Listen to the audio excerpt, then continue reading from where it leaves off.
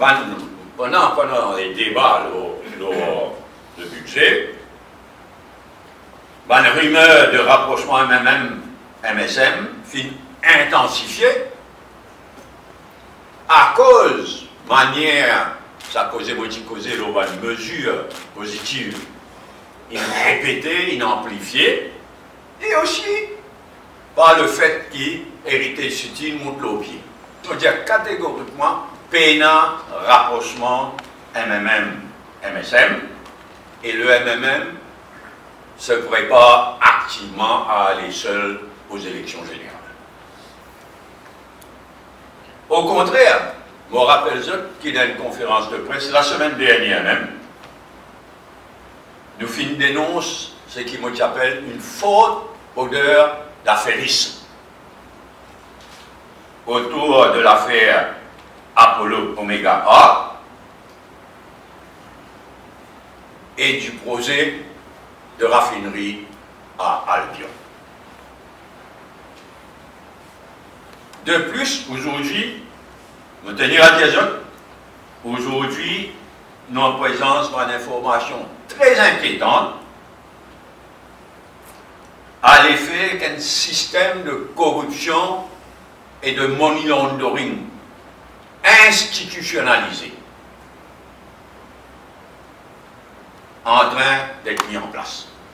Et nous poursuivre de très très près ça va développement. Par ailleurs, nous prenons aussi note de comportement Sarah niveau de Jagnat, le Heritage, l'affaire Heritage City et l'affaire Trilochan. Pour moi, c'est de la lâcheté. Ne mot pas trop fort, c'est de la lâcheté. Si nous sommes arrivés côté Heritage City, c'est à cause de lui, c'est lui le Premier ministre. C'est lui qui nous donne feu vert Baden. C'est lui qui encourage Baden. C'est lui qui nomme le High Powered Committee qui soi-disant suivre le dossier. Aujourd'hui, les autres là-dedans, ils pleuraient. Mon procès, mais ils savent, ils sont en minorité. Ou là, depuis quand ils ont déjà en minorité? Là, bientôt, on va trouver pour foutre l'eau les deux Baden. Alors, c'est lui le premier responsable. Il y a l'affaire Trilochan, il ne faut pas causer. Ce ministère, ça dépend de l'OLI, ça, moi, manière de trouver, il bien connaît. Et dans sa match, Baden sans peur là aussi. Il est ridicule. Mais pas juste pour Aniro Jagnat. Son garçon, avant il est Premier ministre, commence comme ça. Il y a une top advice, il dit top advice, il a avec mon encouragement, pas juste la mission s'il vous plaît, sur l'encouragement. Après, quand un ministre vomit le lit, il suit. Montez-vous pas avec Jagnat. Quand nous guettons tout ça là, les clercs qui lisent le Maurice n'est plus un Premier ministre. Un pays pour rouler. Un ministre donne des positions contre le principal conseiller du ministre des Finances, d'y rester, parce que la raison, c'est que je perds une élection partielle. Tout ça là, très très mauvais pour le pays, et montrez-nous qu'il après, à niveau de Jagnat, commence mal. Liban, qui Heritage City, il bloquait, et qui va le fond, qui fout des milliards, qui va engloutir dans Heritage City Project, il envoie le LRT. Dis bon. Nous amenons nous zigzaguer, nous, depuis le gouvernement 2000-2005, quand nous prenons décision par de l'avant avec LRT. Jamais nous zigzaguer, nous. Contrairement à tous les autres. Que ça, dossier LRT, il a été très mal handlé par Boda. Et PNA, beaucoup de confusion par la faute de Nando Boda. Mobiliser pose-moi la question. Est-ce qu'il décision pour aller de l'avant, il finit prendre, ou bien est-ce qu'il décision pour prendre à la lumière d'un study, d'une étude, qui je te demande à sa même corporation de Singapour, je te demande à une Singapourienne, de faire update de feasibility study qui va singapourien faire dans le passé, et pour guetter qui s'occupe pour été. Maintenant, qui peut le guetter là? Maintenant, qui va singapourien peut revisiter le coût. Je rappelle, sur Angoulam, il y a 25 milliards.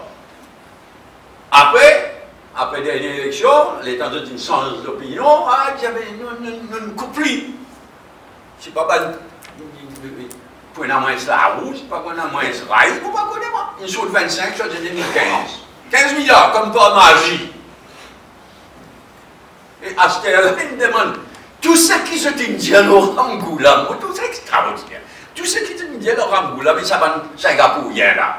Une badinage. Dangereux badinage. Même pas connaître pas une feasibility study, ça, non?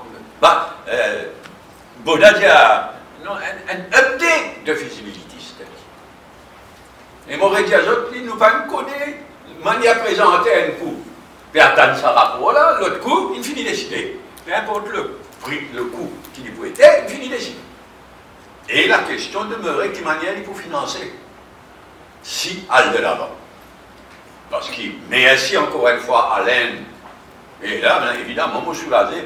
Maurice Diazot, ça va le milliard qu'il donne Maurice, là, c'est une compensation pour ça l'amendement qui nous a amené à double taxation à Maurice Diazot. Et merci à l'Inde. Et au moins, l'Inde pas fait de couillonne du monde, sans raison. L'Inde donne nous, ça va de milliards de dons, pas de loan, pas de line of credit, de dons. Au moins, l'Inde.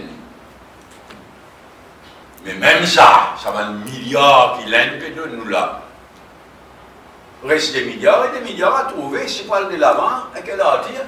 Et ça va de l'argent qui soit disant, ceux-là, ils nous ramènent depuis l'Arabie Saoudite. Mais il coûte cher ça. Mais des pourcents bas, des pourcents de dollars. L'autant banane. On est bien content qu'il, comment on peut, à nouveau une PNQ. Parce que moi, il est bien important qu'Ivan Rodriguez connaît, qu'il y a des gens qui care for them, le mainland publishers. On fait mon devoir, et il est bien content qu'il pose une deuxième PNQ. Il finit dans sa deuxième PNQ là pour qu'il prend la décision, la ligne, bonne compensation, qui peut donner une victime, un éleveur, à Rodrigue et à Maurice. Sa frustration, sa indignation, qui ça nourrit pendant des jours et des jours. Et deuxièmement, il est bon aussi, qui le ministre indien, sa période que pour interdire sa banne, sa interdiction de toute importation de Rodrigue, il n'est pas pour dire une foule 3 ans. Si nous ça après 3 ans, tu vas de Rodriguez, il va élever, pas export, non, rien. Mais tout les gars, pas grave ça.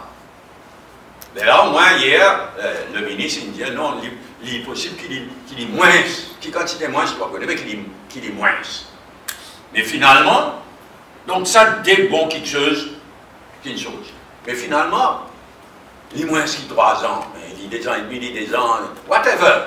Mais ça va me dire, là, une compensation, c'est pour moi une bébête qui me touille, malheureusement. Et là, ces 4 mesures-là, il y en a un, les 4, qui m'ont dit bravo. Les 3, les autres, non. Je me rappelle, c'est qui m'ont dit dans mon but. C'est les 4 questions qui m'ont dit intéressantes, c'était le combat contre la pauvreté, un effort pour les enfants handicapés et l'éducation, le CSA et les SMIs. Ces 4 points-là, dans un seul point, je vais dire bravo. Parce qu'ils tiennent bravo mérité dans le cas des enfants handicapés et les autres. L'éducation. Mais quand on rappelle les autres dans mon discours concernant le combat contre la pauvreté, c'est qui m'a dit il y a une déception. Et moi, je donne les raisons. Concernant le CSA, bon, pas capable de faire plus qu'il a une d'outils faire 1 an de plus. Et enfin, le cas de PME, là encore, un an plus tôt, il y a un bluff total de notre funérailles, un délire, surtout dans ce cas-là. Et ce qui veut dire, tout est à refaire. Et on resservit les mêmes mots, tout est à refaire dans le cas de ban SMIs, et on est en droit de s'inquiéter lorsque le gouvernement compte surtout sur la banque de développement pour aider le secteur. Mais ce n'est certainement pas un budget de relance et de création d'emplois et de rupture, et c'est pourquoi nous dire nous avons un désaccord fondamental avec le budget de 3 milliards.